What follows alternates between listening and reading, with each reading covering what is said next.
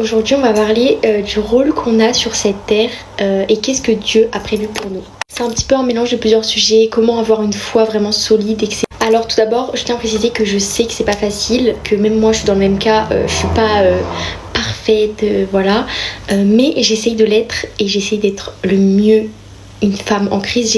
J'essaye de vraiment donner l'image du Christ à travers mon comportement, à travers mes paroles, etc.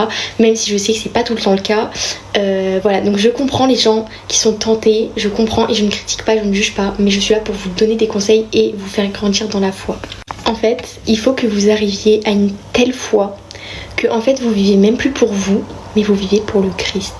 Une telle foi que vous savez que c'est lui les portes des cieux, et une telle foi où vous allez tellement l'aimer que en fait ce monde-là, votre seul rôle ça va être d'évangéliser et de ramener des âmes à Dieu, d'être vraiment un disciple de Dieu, parce que la vraie vie, nous les chrétiens, on sait que c'est pas ici. La vraie vie, on sait que ici c'est la terre éphémère, c'est là la vraie vie, elle est aux cieux. La vraie vie, elle est à côté de Jésus, la vie éternelle. Vous voyez ce que je veux vous dire?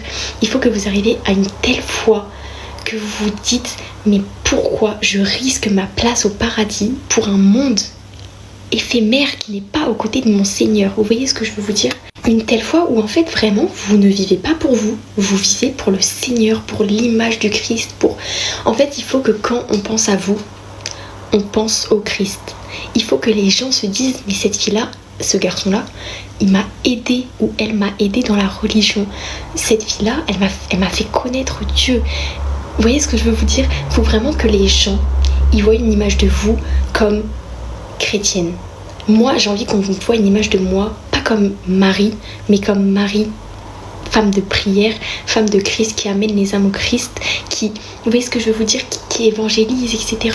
Parce que quant à l'amour de Dieu, je peux vous promettre que vous avez toutes les richesses du monde, mais ça, il faut le vivre pour le croire, parce que moi je l'ai vécu et moi j'y ai cru, et je vous assure que ça va vous arriver à vous aussi si vous croyez en Jésus.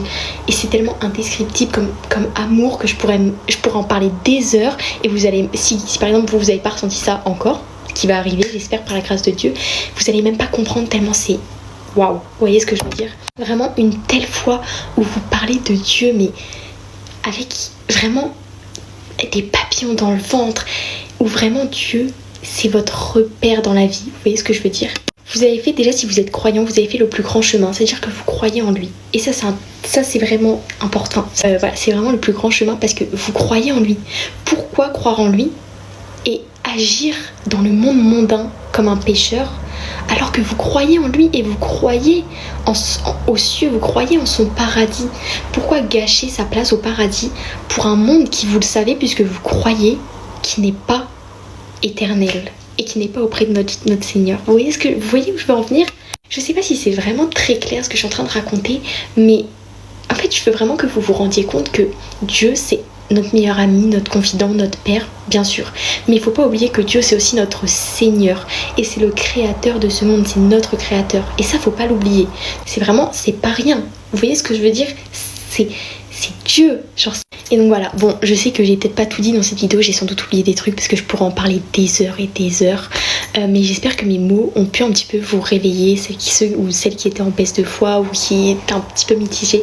J'espère que j'ai eu des bons mots et que ça va vous permettre de revenir vers le Christ. En tout cas, voilà. En tout cas, j'espère que Dieu va vous bénir, que Dieu va vous protéger et que Dieu va se révéler à vous. Amen. Bisous.